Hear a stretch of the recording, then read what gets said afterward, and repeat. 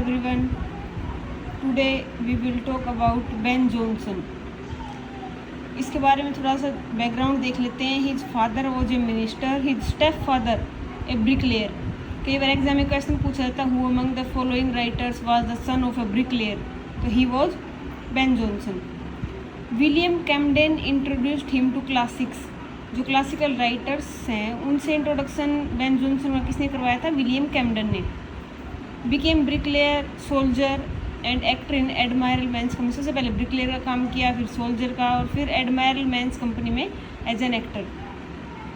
Associated with play of humours. Ben Jonson का सबको पता ही है.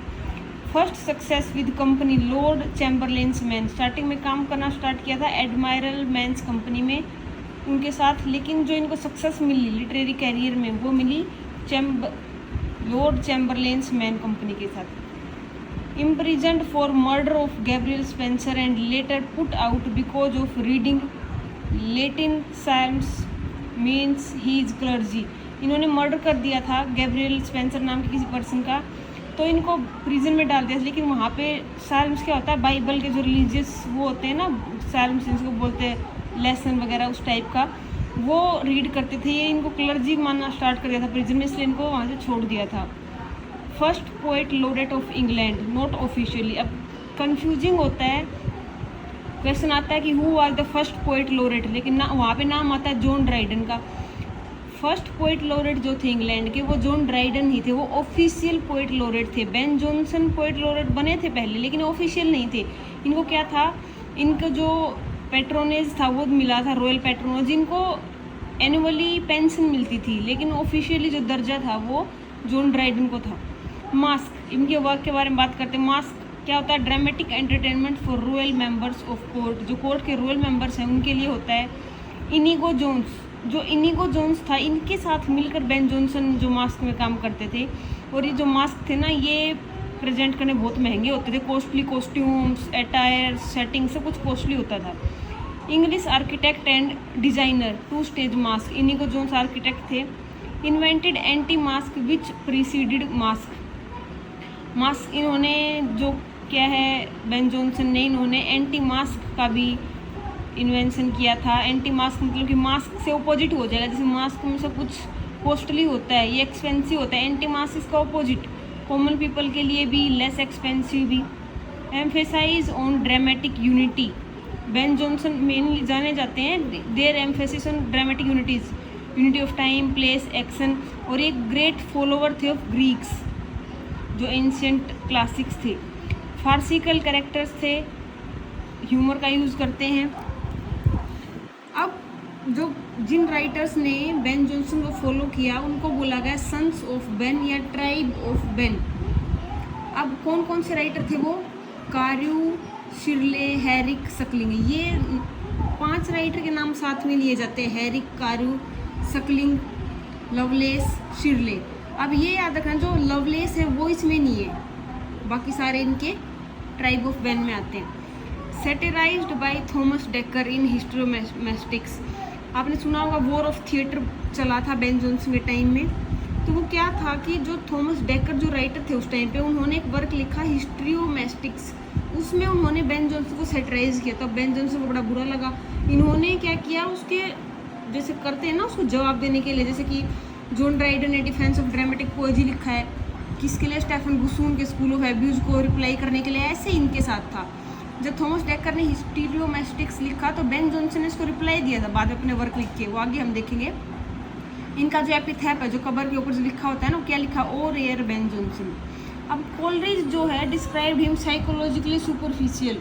कोलरिज जो हैं उनको क्या बोलते हैं कि वो साइकोलॉजिकली सुपरफिशियल हैं. He was an accurately deserving man, but he cared only to which can impress others. Superficial क्या होता है? जो ऊपर ऊपर के बारे में बात करता है, मतलब डीप नहीं है. तो ये स्टेटमेंट दी है, वो रीजन दिए इनके बारे में. 2 poems to Shakespeare which were added in first folio. Shakespeare का फर्स्ट फोलियो कब आया था? 1623 में.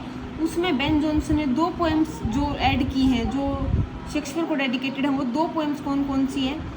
To the memory of my beloved William Shakespeare and what he had left us. ये उसके ऊपर ओड है. सेकंड क्या है? टू द रीडर, ये शेक्सपियर को है.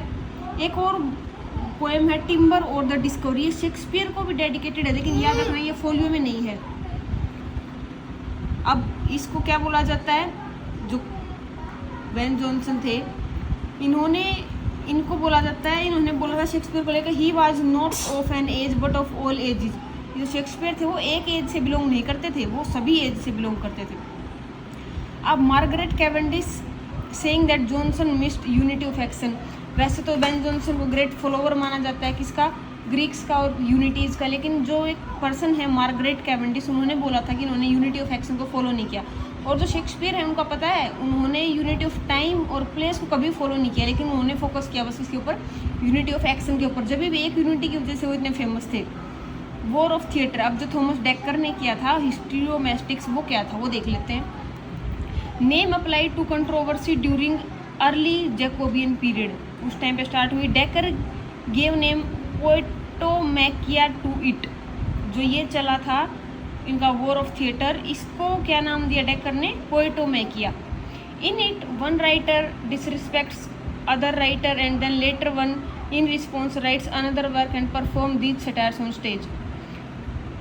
उनको रिवर्स में लिखते हैं कि एक वर्क लिख दिया राइटर ने, दूसरे ने उसके जवाब में कुछ लिख दिया, और फिर बाद में इनको क्या है स्टेज पे परफॉर्म किया जाता है। जॉनसन वो एक साइड थे, और जो थॉमस डेकर हैं और मार्स्टन है, दो राइटर, वो एक साइड थे। अब स्टार्टिंग कहाँ से देखो, सबसे पहले थॉमस डेकर ने लिखा हिस्ट्रियोमैस्टिक्स। इन्होंने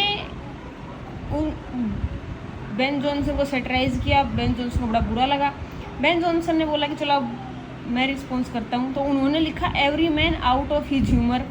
अब फिर से बारी आती है थॉमस डेकर की, इन्होंने लिखा जैक ड्रम एंटरटेनमेंट। इसके रिप्लाई में बेन जॉनसन ने लिखा सिंथियाज रिवेल, और सब टाइटल है इसका फाउंटेन ऑफ लव। फिर दूसरी साइड वालों ने लिखा व्हाट यू विल। फिर बेन जॉनसन ने लिखा पोएटास्टर, इसमें जो कैरेक्टर है ओविड, ये बहुत इंपॉर्टेंट है। ओविड कैरेक्टर बेन जॉनसन के कौन से वर्क में है, पोएटास्टर में। और फिर डेकर ने लिखा सैटिरियोमैस्टिक्स, इसमें जो होरेस है वो जॉनसन को रिप्रेजेंट करता है, ये मोस्ट इंपॉर्टेंट है। पोएटास्टर में किसका कौन कैरेक्टर है, ओविड, और सैटिरियोमैस्टिक्स में किसका है, होरेस जो राइटर है वो जॉनसन को रिप्रेजेंट करता है। ये था वॉर ऑफ थिएटर।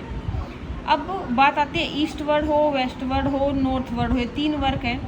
ईस्टवर्ड हो किसने लिखा, ये जॉइंट कोलैबोरेटिव वर्क है, बेन जॉनसन, मार्स्टन और Chapman. Satire on Scottish which angered James first and वर इम्प्रिजेंट। अब वेस्टवर्ड हो और नॉर्थवर्ड हो किसने लिखे हैं, डेकर और वेबस्टर ने, लेकिन जो ईस्टवर्ड हो है वो जॉनसन, मार्स्टन और चैपमैन ने लिखा है। अब नेक्स्ट आ जाते हैं इनके वर्क के बारे में। Tale of tub, tale of tub जो है about variety of shooters who want to win hand of Audrey Turfe on Valentine day.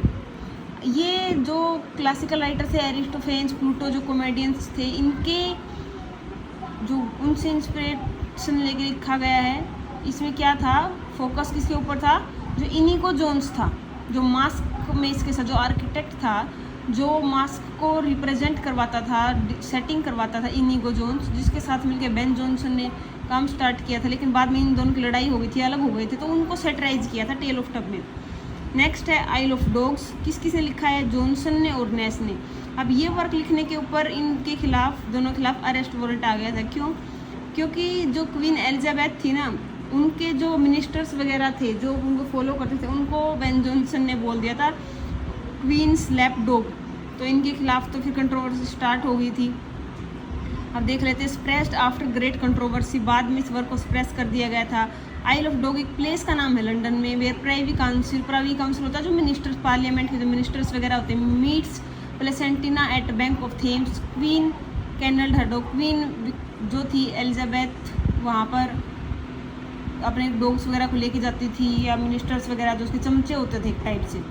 Next है every man in his humour, इसमें थीम है कॉमेडी ऑफ ह्यूमर्स, बहुत important है। 4 type के bile होते हैं, black bile, yellow bile, blood phlegm. Plautus का influence है, influenced by George Chapman, humorous day's mirth. जो जॉर्ज चैपमैन है उन्होंने लिखा था उन ह्यूमरस डेज मर्थ, उससे इंस्पिरेशन मिली है। Shakespeare played part in it, किसका, role of father of Knowell. अब इस वर्क में जो विलियम शेक्सपियर थे उन्होंने भी एक रोल प्ले किया है। सीन लंदन का है, प्ले की थोड़ी समरी डिस्कस कर लेते हैं। लंदन का सीन है और deeds and language as men do use, ये लाइन इस वर्क में है। कई बार लाइन पूछ ली जाती है कि किस वर्क में है, deeds and language as men do use. इसका सीक्वल था every man out of his humour. अब इसमें कैरेक्टर्स कौन कौन से हैं? ओल्ड नोवेल, देखो जिसका रोल किसने प्ले किया है? विलियम शेक्सपियर ने। ब्रेनवॉर्म इनका सर्वेंट है। इनका बेटा जो है ओल्ड नोवेल का वो नोवेल है। नोवेल का फ्रेंड है वेलब्रेड, और जो नोवेल है वो ब्रिजेट है, वो उस लड़की से प्यार करता है। अब क्या था, Wellbred calls young Knowell and his father keeps eye on him. अब वेलब्रेड है जो दूसरी बाहर कहीं रहता है और वो नोवेल को अपने पास बुला लेता है। अब ओल्ड नोवेल को डर है उनका बेटा बिगड़ जाएगा, तो उसके ऊपर नज़र रखते हैं। And follows him when he goes to meet Wellbred and Bridget. Knowing this fact he take help of his father servant and marriage with Bridget. अब नोवेल को पता चल जाता है कि उनका फादर उनको फॉलो कर रहा है ओल्ड नोवेल, तो वो क्या है, जो नोवेल है वो ब्रेनवॉर्म की हेल्प से नोवेल और ब्रिजेट शादी कर लेते हैं, ये इसमें है। In its sequel he attempts to imitate Aristophanes. अब जो every man out of his humour है, जो इसका सीक्वल है, उसमें किसको इमिटेट करने की ट्राई करता है राइटर? एरिस्टोफेन्स को। और every man in his humour में किसको है? प्लूटस को। ये याद रखना है, इन हिज ह्यूमर किसका है? ह्यूमर प्लूटस का है, और out of his humour Aristophanes का है। Longest Elizabethan play, references of Shakespeare. सबसे बड़ा एलिजाबेथन प्ले कौन सा है? Every man in his humour. अब इनकी एक ट्रेजेडी है सेजानस। सेजानस कुछ खास इंपॉर्टेंट नहीं है। He says happy genius is a person who have great role to play but didn't tell his name. इसमें एक मेन आइडिया क्या है कि सबसे फेमस पर्सन, फेमस राइटर कौन है जो किसी चीज़ को करने का क्रेडिट अपने ऊपर लेता है कि इतना अच्छा काम किया तो मैंने किया है, ये डिस्कस करते हैं। नेक्स्ट बात कर लेते हैं वोल्पोन, मोस्ट इम्पोर्टेंट है। वोल्पोन एक इटालियन वर्ड है जिसका मतलब होता है स्लाई फोक्स, लालची जो लोमड़ी होता है ना। ये कॉमेडी है, 1605 में लिखी गई है। सटायर किसके बारे में है? Grid and lust. वोल्पोन को हम बोल सकते हैं सिटी कॉमेडी या फिर बीस्ट फेबल। अब देखो कैरेक्टर थोड़ा ध्यान से देखना। अब इसमें कैरेक्टर है वोल्पोन, एक ओनर है, उसका सर्वेंट है मोस्का। वोल्पोन और Mosca. Volpone earned gold by dishonest mean and looking it. जो वोल्पोन है वो गलत तरीके से उसने बहुत गोल्ड, बहुत पैसे इकट्ठा कर लिया है। और लोगों को क्या करता है, जो अमीर आदमी होते हैं ना उनको ट्रिक करता है, उनको फंसा के उनके पैसे ले लेता है। His last trick on 3 people. अब जो लास्ट वाली ट्रिक उन्होंने की है वो किसके ऊपर की है? वोल्टोर, 3 पर्सन है, वोल्टोर, कोर्बेसियो और कोर्बिनो। वोल्टोर क्या है? एक लॉयर है। कोर्बेसियो एक जेंटलमैन है। कोर्बिनो क्या है? एक मर्चेंट है। अब कोर्बेसियो का एक सन है बोनेरियो, और जो ये कोर्बिनो है इसकी बहुत ही ब्यूटीफुल वाइफ है सीलिया। अब क्या करता है, showing himself ill and wants to take money, ये अपने आप को बीमार दिखाता है और कोई ना कोई ट्रिक करता रहता है पैसे हटने के लिए। Says that after him his money will be theirs. अब वोल्पोन और मोस्का जो है लोग इन तीनों को बोलते हैं अलग अलग, पहले को अलग बात बोलते हैं, सेकंड को अलग, थर्ड को अलग, कि तुम अगर इसकी हेल्प करोगे ना तो बाद में इसकी जो प्रॉपर्टी है किसकी? वोल्पोन की, वो सब तुम्हारी हो जाएगी। Volpone comes to him and Mosca ask him that Volpone's money will be his. Voltore आता है तो वोल्टोर को बोल देता है मोस्का की वो प्रॉपर्टी तुम्हें देगा। कोर्बेसियो आता है तो कोर्बेसियो को बोल देता है। कोर्बिनो आता है तो कोर्बिनो को बोल देता है। Corbaccio gives him money and ask him to disinherit his son Bonario and he does same. अब कोर्बेसियो को अपनी बातें में फंसा लेते हैं और बोलते हैं कि तुम्हें सारी प्रॉपर्टी मिल जाएगी, लेकिन पहले क्या होगा, तुम्हें जो तुम्हारा बेटा है बोनेरियो उसको बेदखल करना पड़ेगा, और कोर्बेसियो ऐसा कर लेता है। अब ये जो क्या है, जो वोल्पोन है, इसको पता चलता है कि जो कोर्बिनो है उसकी बहुत ब्यूटीफुल वाइफ है सीलिया, ये एक भेष बना लेता है। पहले तो ये क्या नाटक करता है कि मैं बीमार हूँ, अब इसने भेष बना रखा है डॉक्टर का नाम है माउंटेबैंक, और एक दवाई बेचता है वो स्क्वेटो मोन्टुआ। ये क्वेश्चन आया हुआ है इस टैबलेट का, दवाई का नाम स्क्वेटो मोन्टुआ। ये यूजलेस मेडिसिन, और उनको बोल देता है कि ये दवाई लेके मैं ठीक हुआ हूँ। अब मोस्का उसको बता देता है कि जो सीलिया है ना वो बहुत ब्यूटीफुल है। अब वोल्पोन है उसकी नीयत ख़राब हो जाती है। Volpone interest him and wants to get her अब मोस्का को बोलता है कि मुझे सीलिया में इंटरेस्ट है, मुझे वो चाहिए। अब दूसरी साइड क्या है, बोनेरियो को पता चलता है कि उसको डिसइनहेरिट कर दिया है उसके फादर ने। वोल्पोन जो है सीलिया को सिड्यूस करने का ट्राई करता है, लेकिन सीलिया जो है वो अपने कैरेक्टर के लिए अच्छी है, वो इसको कामयाब नहीं होने देती। क्यों? और एक क्या होता है, उस टाइम में बोनेरियो आ जाता है। बोनेरियो वहाँ पे किसका सन, कोरबेसियो का, वो वहाँ पे आके सीलिया को बचा लेता है। ये समरी आप देख लेना, इसमें क्या होता है बाद में कि बोनेरियो ने सीलिया को बचा लिया है, लेकिन वापस क्या होता है कि जो दोनों होते हैं ना, मोस्का और जो ये होते हैं वोल्पोन और मोस्का क्या करते हैं, बोनेरियो और सीलिया को ही कोर्ट में फंसाने की कोशिश करते हैं और बोलते हैं कि बोनेरियो और सीलिया का तो पहले से अफेयर चल रहा है। अब बाद में कोई और ट्रिक करते हैं। अब वोल्पोन बोलता है कि मैं तो ये प्रिटेंड कर रहा था ना कि मैं तो बीमार हूँ या फिर मैं मर चुका हूँ, तो बोलता है कि मैं ना यूँ प्रिटेंड कर दूंगा कि मैं मर गया हूँ और मेरी सारी प्रॉपर्टी है ना वो मोस्का के नाम कर रखी है, तो इन तीनों का रोल बीच से हट जाएगा, वोल्टर, कोरबेसियो का और कोर्बिनो का। ऐसा ही होता है, वो उसके नाम कर देता है। लेकिन बाद में सिचुएशन ऐसी कुछ हो जाती है कि जो ये वोल्पोन है इसको आके कोर्ट में बताना पड़ता है कि मैं तो जिंदा हूँ, लेकिन मोस्का एंड टाइम पे धोखा दे देता है। वो जो प्रॉपर्टी होती है वो प्रॉपर्टी इसके नाम वापस करने से मना कर देता है। वोल्पोन ने तो अपना थोड़े टाइम के लिए दी थी ना कि हम कोर्ट केस से बाहर निकल जाएंगे, तुम अपने नाम कर लो, ये तीनों बाहर हो जाएंगे, अब मेरी प्रॉपर्टी और कोई ले नहीं पाएगा। लेकिन मोस्का को लालच आ जाता है। अब मोस्का बोलता है कि मैं वापस नहीं करूँगा। दूसरी साइड जो बोनेरियो है और सीलिया है उनको बरी कर दिया जाता है क्योंकि वो निर्दोष थे, और बाकी को सबको अपने अपने कैरेक्टर के अकॉर्डिंग पनिशमेंट मिलते है जैसे जैसे उन्होंने एक्ट किए थे। जो कोरबेसियो है उसको कोर्ट ऑर्डर देता है कि जो तुमने अपने बेटे को डिसइनहेरिट किया था वो सारी की सारी प्रॉपर्टी वापस दो। और जो सीलिया है, सीलिया को वोल्पोन के पास किसने भेजा था, उसके खुद के हस्बैंड ने, वोल्टोर ने, तो कोर्ट है जो उसको भी पनिश करता है। ये थी वोल्पोन की स्टोरी। नेक्स्ट है एपिसियोन और साइलेंट वुमेन। जब सिविल वॉर चल रहा था इंग्लैंड में 1642 से लेकर 1660 में, तो आपको पता होगा कि क्रोमवेल का रूल था बाद में। तो क्रोमवेल ने क्या किया था, वो स्ट्रिक्ट फॉलोवर था, एक प्यूरिटन था। उसने जो ये फैशनेबल कपड़े पहनने, इंजॉयमेंट, पार्टीज, फेस्टिवल, इन सब को बैन कर दिया था। साथ में थिएटर्स को भी 1642 में बैन कर दिया था, आपको पता होगा।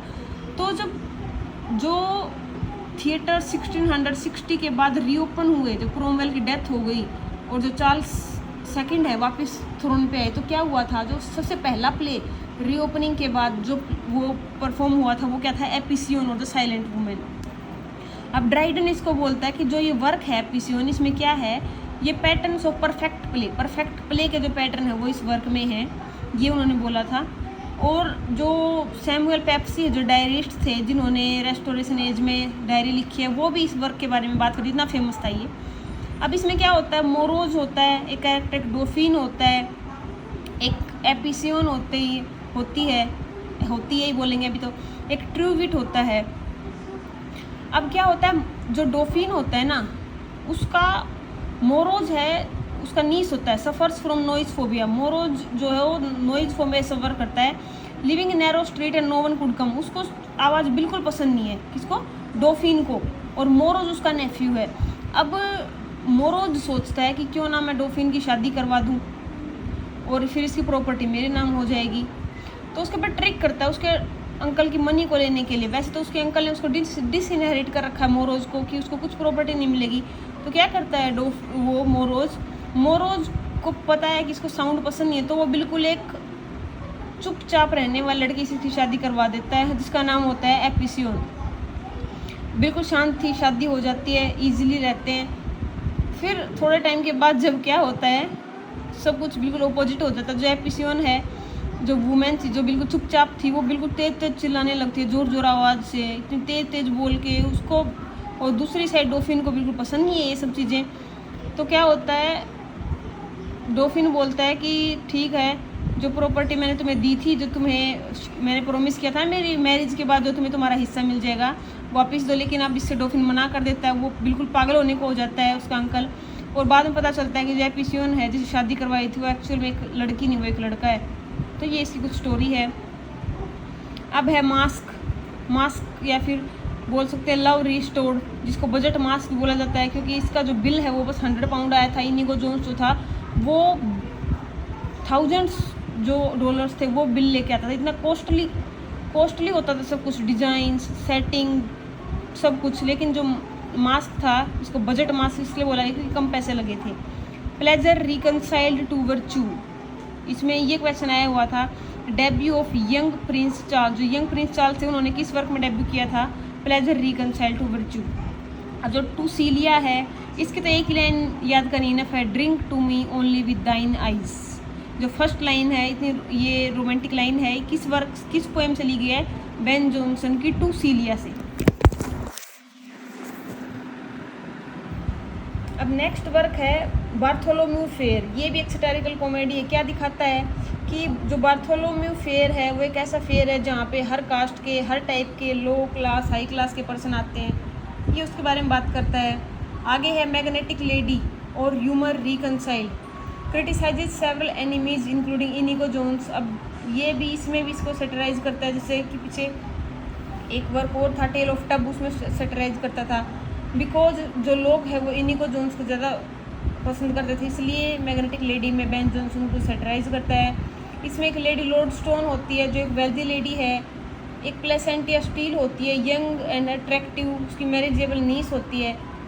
जो ये लेडी लॉर्ड स्टोन है ये दूसरों की एडवाइस ज़्यादा मानती है और खुद का कोई डिसीजन नहीं होता। तो एक मास्टर कैंपस और पर्सन है जो इसको गाइड करते हैं। इसमें कुछ ऐसी स्टोरी है मैग्नेटिक लेडी में। कैरेक्टर के नाम याद रख लेना बस, लेडी लॉर्ड स्टोन, प्लेसेंटिया स्टील। अब मास्क ऑफ ब्लैकनेस, जो एसी स्विनबर्न थे पोएट, इन्होंने क्या किया था, इस वर्क को बड़ा प्रेज किया था मास्क ऑफ ब्लैकनेस पे। क्यों? क्योंकि जो क्वीन एन ऑफ डेनमार्क थी, इन्होंने इस वर्क में रोल प्ले किया था। इस वर्क रोल प्ले बोल सकते हैं, और जो उनकी रिक्वेस्ट के ऊपर ये प्ले परफॉर्म किया गया था। इसके बाद जो है इसका नाम ही देखो, मास्क ऑफ ब्लैकनेस, तो एक अफ्रीकन लेडी का रोल प्ले करती है। लेकिन बाद में इसका मास्क ऑफ ब्यूटी एक और वर्क लेके आए बेन जॉनसन। क्यों? क्योंकि जो क्वीन एन थी वो तो ब्रिटिश थी, वाइट थी और ब्यूटीफुल थी, तो उनको पसंद नहीं था ना कि उनका रोल एक ब्लैक लेडी के रूप में है। तो मास्क ऑफ ब्यूटी है जिसमें क्वीन जो है खुद उन्होंने मास्क उतारा और दिखाया, मतलब अपनी ब्यूटी एक टाइप से समझ सकते हो कि ब्लैकनेस का स्टार्टिंग से ही रहा है कि ब्लैक पीपल जो हैं उनका रोल प्ले करती है क्वीन, लेकिन अपना एक्चुअल फेस दिखाने के लिए कि किसने रोल प्ले किया था, वो कितनी ब्यूटीफुल है, कितनी वाइट है, तो वो एक प्ले और परफॉर्म करवाती है मास्क ऑफ ब्यूटी। फिर है एल्केमिस्ट। अब जो एस टी कोलरिज हैं उन्होंने 3 वर्क्स को, जितने भी उनके टाइम तक वर्क लिखे गए उनमें से 3 वर्क्स जो ऐसे हैं जिन्होंने बोला है कि इनका प्लॉट जो है बेस्ट है, उसमें से एक है एल्केमिस्ट। एल्केमिस्ट जो है वो बेस्ट प्ले माना गया है एस टी कोलरिज। इसका मतलब कि प्लॉट, इसकी समरी या स्टोरी बोल सकते हो। नेक्स्ट हम बात कर लेते हैं कि लास्ट है हमारा एल्केमिस्ट। एल्केमिस्ट में ये आप देख लेना, इसमें ऐसी स्टोरी है कि जो लवबिट एक वेल्दी पर्सन होता है, उसका एक बटलर होता है, सर्वेंट को बोलते हैं। लवबिट तो जो है वो विलेज जो कंट्री साइड है वहाँ चला गया है, और जो जेरेमी है और सबटल हैं, ये दोनों मतलब कि बटलर सर्वेंट है वहाँ पे, ये उसके घर को संभाल रहे हैं, वहाँ रह रहे हैं। डोल एक प्रोस्टिट्यूट है, वो भी इनके पास रहती है। अब ये जो है एक सबको बेवकूफ़ बनाते हैं कि हम जो क्या है गोल्ड देते हैं, जो मतलब कि लो वैल्यू की चीज़ें होती हैं वो गोल्ड में कन्वर्ट कर देते हैं। फिर अलग अलग कैरेक्टर जैसे डेपर, ड्रगर, सर एपिक्योर मेमन, श्योरली, एनानियास, इन सबको बेवकूफ़ बनाते हैं। फिर एंड में क्या होता है कि सब कैरेक्टर जो होते हैं वो कैसे ना कैसे करके जो रियल है चीज़ उसको देख लेते हैं कि ये भी लोगों को बेवकूफ़ बना रहे हैं। और फिर जो है जो इनका एक्चुअल लवबिट होता है, जो इनका ओनर होता है, वो कंट्री साइड से वापस आ जाता है, उसको सब कुछ बातों का पता चलता है, ऐसा कुछ होता है। नेक्स्ट हम बात करते हैं, बस आज के लिए बस इतना ही। Thank you.